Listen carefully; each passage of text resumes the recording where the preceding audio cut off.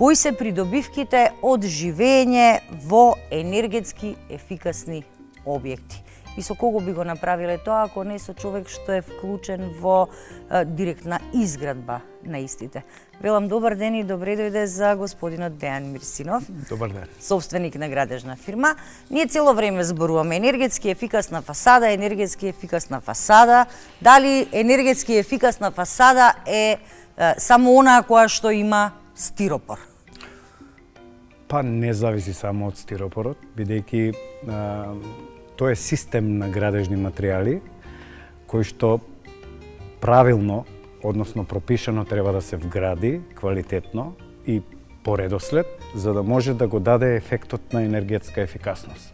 Тоа е и суштината на таа фасада, да од термичката, односно циглата која што игра улога на надворешен зид, да на неа се измалтери внатрешно, коректно, по пропис, квалитетно, па од надворешна страна да се направи системот на така речена демит фасада или вентилациона фасада, за да може заедно со пропратните елементи кои што следат, меѓу другото како главен изолатор стирополот, да го даде тој ефект на енергетска ефикасност. Тука секој материјал вграден во таа енергетска фасада, ефикасна фасада, игра своја улога. И доколку не биде прописно и правилно и квалитетно нанесена, има свој хендикеп и не го дава ефектот. Затоа е добро, уште во фаза на проектирање, посебно во фаза на изградба, да се внимава, да тоа исто се направи квалитетно и потоа на крај нашите купувачи или соинвеститори да го видат бенефитот од така квалитетна позиција. Споменавме во текот на емисијата дека според некои груби проценки, околу 70% од објектите во Македонија немаат енергетски ефикасна фасада. Се исплати ли да се вложи во вакво нешто? Апсолутно. Нема друг модел за да направите еден објект енергетски ефикасен, освен да го направите квалитетно и по поволност на тој што го користи, за да истиот при користење ги види сите благодети од тоа што вие го проектирате и го правите. Меѓу другото,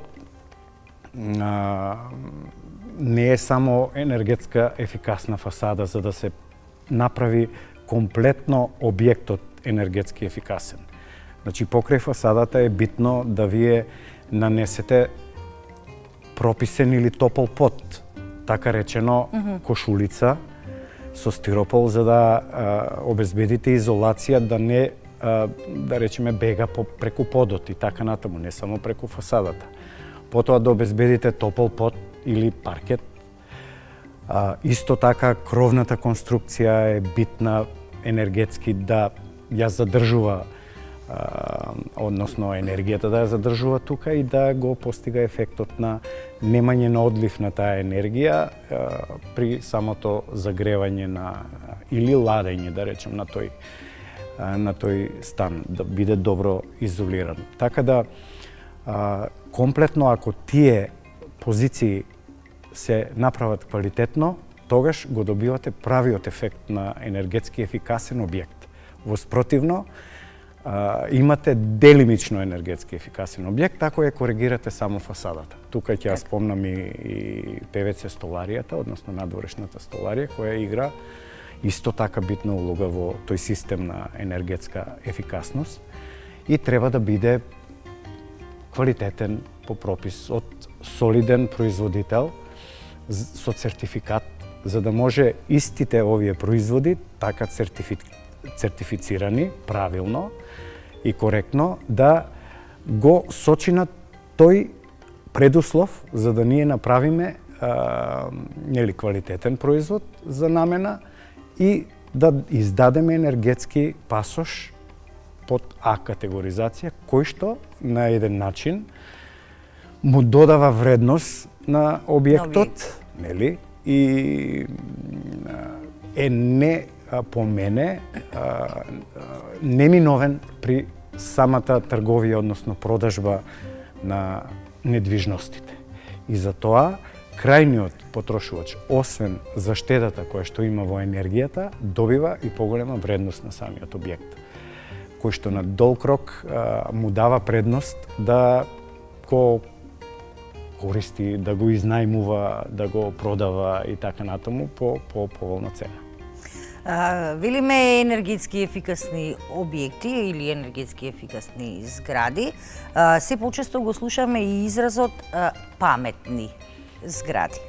Што се подразбира под овој израз? Па вака сега тоа е комбинација на сите позиции во кои што можете да влијаете и да ги направите паметни или рационално да ги користите.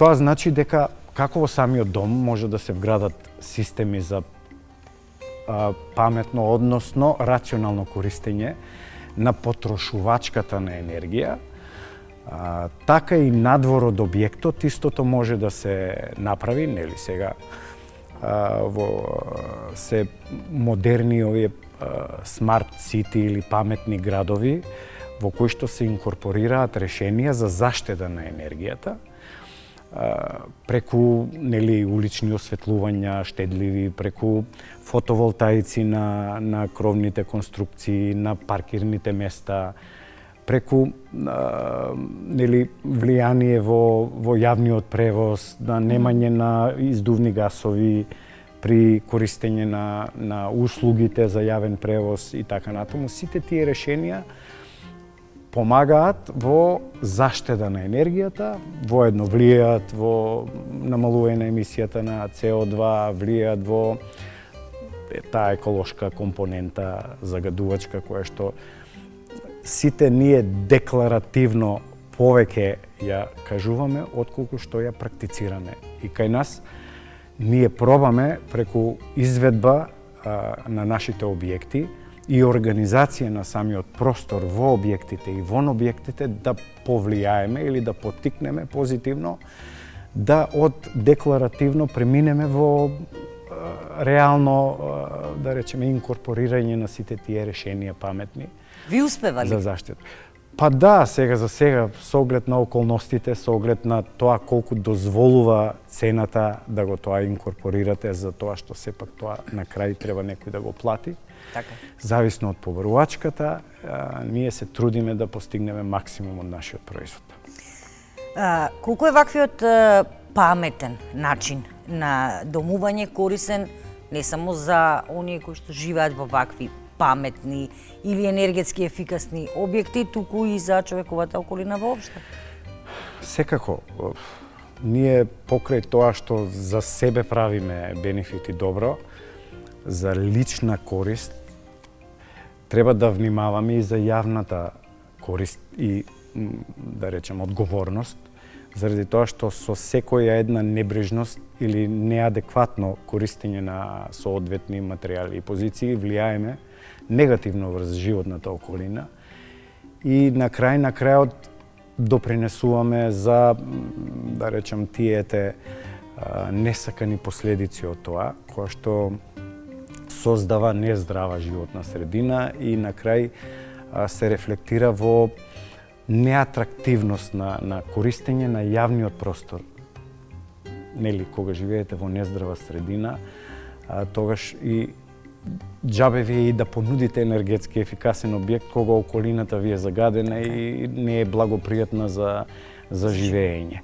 Така да со се буквално се влијае позитивно или негативно на тој момент. И затоа со примена на овие енергетски ефикасни објекти, со примена на нели оној систем на фотоволтаични панели на кровната конструкција, која што исто така во нашите објекти пробаме да ја инкорпорираме за да дадеме покрај допринос на заедничкото користење на таа енергија на стамбените корисници и да помогнеме на немање на емисија на, да речем, издувни гасови, односно оние од фосилни горива, загревање и така натаму, нели нашиот објект е познат како зграда без оджаци. Ние дури отидовме малце чекор напред да воведеме подно грејење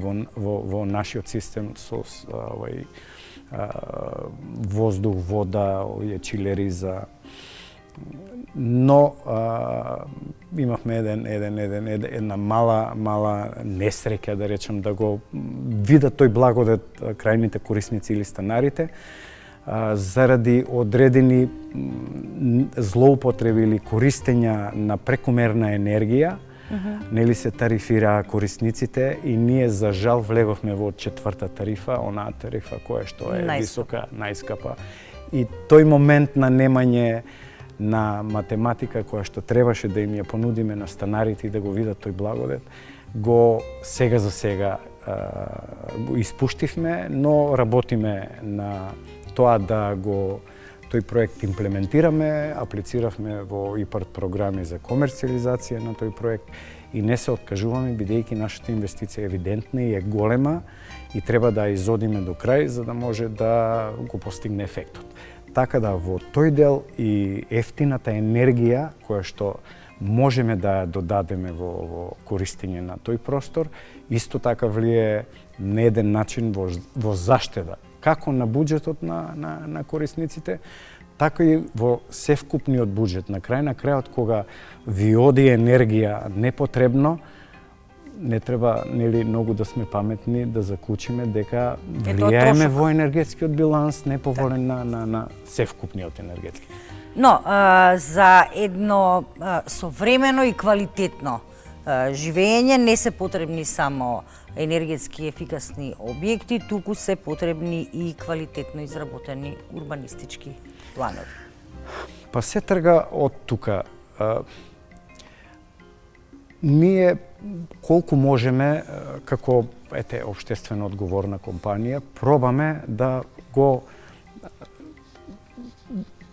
проблемот, односно решаваме или да не го направиме проблем уште од почеток, да е таа генеза на стварање на урбанистички планови да ја тргнеме поред, нели, не да се нафрламе така, па потоа да урбанизираме, него да го тоа правиме прво урбанистички издржано, со студиозно.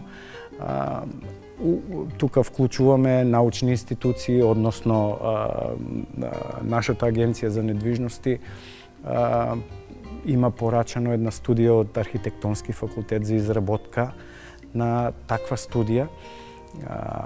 Велес 2.0 се вика таа е така речена нов градски центар која што подразбира негде околу 200 хектари урбанизација на просторот и уште од тука трга таа организирана и студиозна урбанизација која што потоа пак нели ги инкорпорира сите инфраструктурни објекти кои што се исто така битни за тоа квалитетно домување и врз основ на така квалитетно изработена урбанистичка планска документација се надградуваат проектанти кои што во нашиот тим имаме млади проектанти излезени од Архитектонски факултет кои што им даваме можност да го покажат своето знаење на дело и да се гледаат малце подолгорочно во тие проекти, бидејќи тој процес од студија до урбанизација, па до проектирање, па до реализација и употребна вредност на самиот објект од било која намена е малце подолг и тука подразбира да вклучите млад кадар со голема енергија кој што ќе се види на подолг рок. Тоа не значи дека ние не се подмладуваме, иако сме или така, дека ги возрастни. испуштате конците. Не, тама работа, ние можеме да допринесеме со нашето искуство, а додека младите да се дадат во иновативни решенија. Сведоци сме денес дека дури во фасадните системи има нови изолациони материјали или премази, така речено, го избегнуваат тој момент на стиропол и на таа демит фасада, бидејќи секоја една позиција има одредени слабости. Да речеме, оваа фасада има слабост во кондензирањето, не пропушта вентилација, добра нема. Така да, еве, науката оди чекор понатаму и е добро да се применат такви нови иновативни фасади, кои што подразбираат сигурно по-напредни решенија и заштеда поголема, да речем, во тој дел. И ние ги прифаќаме. Кај нас е малку демодиран системот или касно прифаќаме ние, дури и во европските земји, како нови модели и иновативни решенија проаѓаат споро, но таму имаат задолженија, за разлика од нас. Ние се уште одлучуваме дали да ги прифатиме претходните задолженија, а не новите. Што се веќе имплементирани во Европа. Што се веќе имплементирани, така да секогаш нели касниме, но не и се, еве, пробаме да го фатиме чекорот и ние со нашиот придонес да дадеме поттик на нашите колеги и на многу други индивидуални сопственици на објекти, бидејќи тоа е исто така од големо значење, да превземат такви активности и да си ги направат сопствените објекти енергетски ефикасни. Со самото тоа, не само што користењето ќе го направат штедливо, него и вредноста на објектот ќе му зголемат. Негдека прочитав дека за 2 класи доаѓа од Д до С, па и Б класа може да го дотерате објектот, да го направите енергетски ефикасен, ако комплетно го реновирате. Мислам дека до 2050 година сите овие илјадници згради и индивидуални објекти од над 3 стамбени единици има обврска превземена од државата да ги реновира, да влезе во тој систем за реновирање. И така пополека нас секогаш некој треба да не стегне, да не стави во еден притисок за да можеме да превземеме нешто кое што е за наше добро. Сега ние треба секогаш тоа сами да си го инициираме, сами да го направиме, никој не треба да ни каже, бидејќи се работи за наше здравје. Никој од Европска унија нема да дојде тука и да го почувствува тој квалитет или неквалитет за разлика од нас кои што сме тука. Бидејќи сте директно инволвиран во оваа област, во Скопје и самиот знаете цените на квадратот на стамбен простор се луѓето слободно може да кажат ненормално. Така. Високи. Исто така се ненормално високи цените на станови во енергетски неефикасни згради, односно згради постари од 30 години. Значи таму треба и да вложите во реновирање на станот, доколку сакате и сам може да си направите фасада однадвор. Тоа се случува многу често, па имаме шаренила по зградите и по фасадите. Каква е состојбата во Велес, бидејќи вие сте во тој дел ангажиран? Па за жал, нормална ли оваа цена на стамбен простор во држава? Видете да ви кажам, јас нашата цена пред 4 години, 4 до 5 години, првата цена која што изфрливме за продажен центар, за продажен квадрат во Велес беше 625 евра. Со таа цена почнав. Нашите објекти се солидни, сега знаете, има и подобри, но има и многу полоши. За цената секогаш кажувам јас дека се коректни. Имаме стварно квалитетни материјали од квалитетни производители, квалитетно нанесени, максимално можно склопени и даден како крајен производ коректен. И јас лично за себе, бидејќи јас не сум искусен инвеститор, сум имал партнери, бидејќи сум трговец за градежни материјали, сум имал партнери во инвеститорство кои што се долги години и секогаш ми било, како да ви кажам, срам или подчинување или подценување, најблаго кажано, кога ќе кажете надвор од вашиот град или од вашата држава дека цената на квадратот ви е 600 и нешто евра. Кога во сето обкружување, не така далеку, цените се над 1000 до 2, па и 3000 евра. Што ве прашуваа што не чини? Да, имате печаток дека вие не правите нешто како што треба. И како тоа сите така и толку вредно, а кај нас не вредно. И сега таа иницијална каписла беше она покачување кога се качија по материјалите, да, по ковидот со енергетското покачување, односно на енергијата. И тука се покрена тој циклус на покачување на градежните материјали и до ден денеска го следи инерцијата на тоа покачување. Да бидам искрен, денес нема потреба од покачување на градежни материјали, јас сум искрен, и така треба да бидете искрен пред корисниците крајни, пред соинвеститорите. Так. Но цената не ја водат само цената на чинење на материјалите, него и побарувачката. Во овој момент побарувачката е поголема од понудата и затоа цената расте.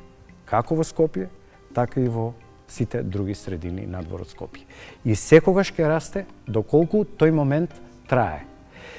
И на крајот сите, буквално сите кои што имаме недвижност, треба да бидеме среќни што нашата недвижност добива поголема вредност. Так.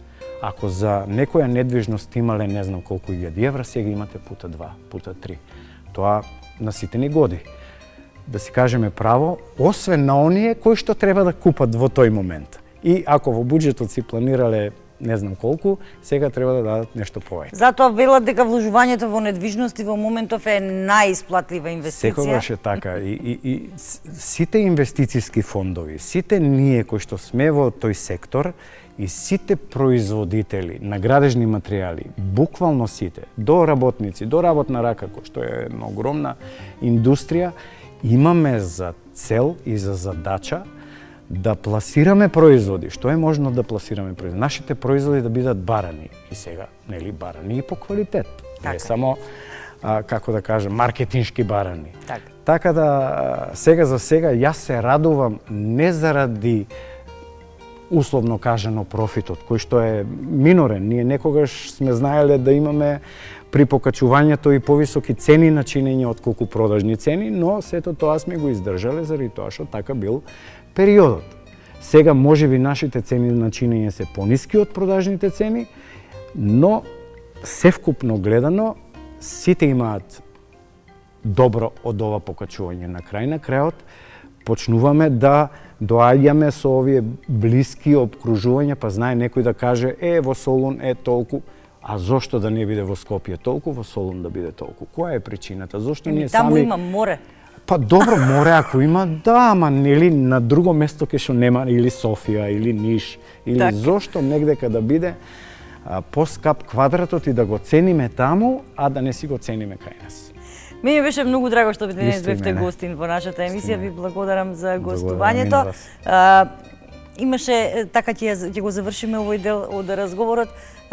Пред некое време се појави по социјалните мрежи некој оглас, вели продавам стан во еден луксузен комплекс во центарот на Скопје. Луксузен стан од 35 квадрати за 250.000 евра. И коментарот на сето тоа беше како може да има луксуз во 35 квадрати за да чини толку. Така е. За некој е луксуз. Тоа да, за некој е очевидно. невозможно. За некој е луксуз во Њујорк, на Менхетен, за некој е луксуз и во Велес, како да си кажеме сега. Но битно е да нашите вредности добијат третман на права вредност, значи да не си ги подценуваме заради тоа што тоа не се вредности кои што ги печалиме еден живот, па и повеќе на некои генерации. Ви благодарам уште еднаш за гостувањето.